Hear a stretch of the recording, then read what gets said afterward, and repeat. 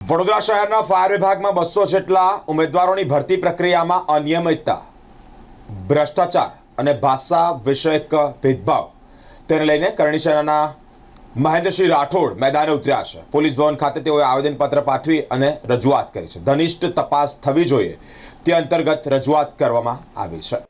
Vadodara fire વિભાગમાં ભરતી પ્રક્રિયામાં થયેલ ઘોર અનિયમિતતા, ભ્રષ્ટાચાર અને ભાષા વિષયક ભેદભાવ અંગે ગંભીર તપાસ કરી જવાબદાર લોકો વિરુદ્ધ કડકમાં કડક પગલાં લેવાય તેમજ પોલીસ ફરિયાદ દાખલ કરવા માટે અમે આવ્યા છે।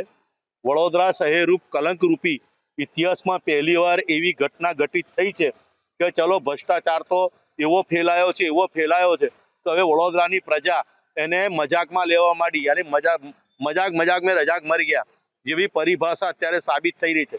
પણ દુઃખદ વાત એવું છે કે એક દૈનિક પેપરની અંદર જ્યારે અહેવાલ આવ્યો કે જે 200 હંગામી જે તરવૈયા લેવામાં આવ્યા, એટલે એના માટે એક શરત મૂકવામાં આવી કે તરવૈયાઓને મરાઠી કમ્પલસરી આવડવું જોઈએ।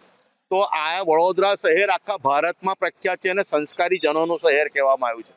આજે પેઢીઓથી મરાઠી સમાજ આજે ગુજરાતની અંદર દૂધમાં જેવી રીતે સાકળ ભળી ગઈ હોય એ રીતે રહ્યું છે અને આજે તમામ ગુજરાતીઓ મરાઠી કલ્ચરને, મરાઠી સંસ્કૃતિને બિરદાવે છે, એની રિસ્પેક્ટ કરે છે, ઇજ્જત કરે છે। પણ વડોદરાની અંદર કોઈ દિવસ, વડોદરાની તમામ ગુજરાતમાં કોઈ દિવસ ભાષાવાદ પર, પ્રાંતવાદ પર રાજનીતિ નથી થઈ।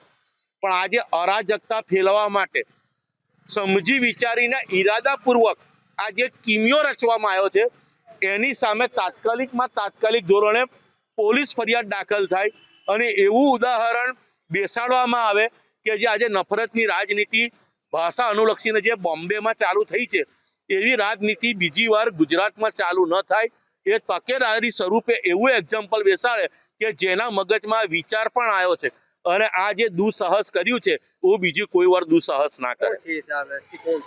આ વ્યક્તિ આપ જુઓ પેપરમાં આપ્યું છે, કોઈ મનોજભાઈ પાટીલ કરીને છે।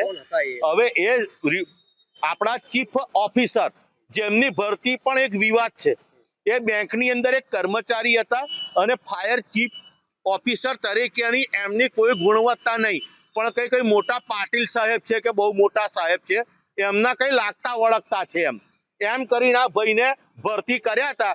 પણ જે બલાડી આ દૂધ પીવા માટે જ વડોદરા આવી હતી, એટલે આમણે કઈ 3,500-4,000 હજારમાં સિસોટીઓ ખરીદી, પછી કઈ ચપ્પુ ખરીદ્યા અને 100 રૂપિયા લાઇટર, એટલે આ લોકો કૌભાંડ કરવા જ આવ્યા હતા। હા, એટલે સસ્પેન્ડ તો કર્યા જ છે। સસ્પેન્ડ એટલે કે 50% પગાર લેવાના છે, પણ ફાયર ઓફિસરોની કામગીરી ક્વોલિટી જોવાની હોય, ભાવ નક્કી કરવાની ના હોય। એટલે આ તો ભુવાએ નાળિયેર પોતાના ઘર બાજુ નાખ્યું છે। આ તો અસલ ચોરોને બચાવવા માટેનો કિમિયો છે। અસલ જે મગર ખરા ને, અસલ મગર ચોરો એ તો સ્થાયી સમિતિમાં બેઠા છે, ભાવ તો એમણે નક્કી કર્યો।